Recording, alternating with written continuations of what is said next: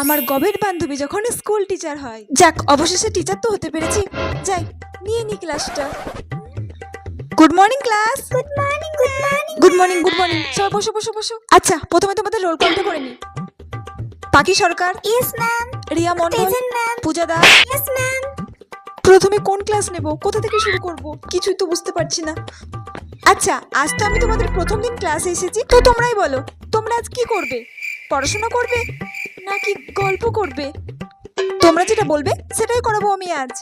Ma'am তাহলে অঙ্ক করা। অঙ্ক? ইস, অঙ্কিত তো আমি একদমই কাঁচা। কি করব? আমি তখন কিছুই পারবো না।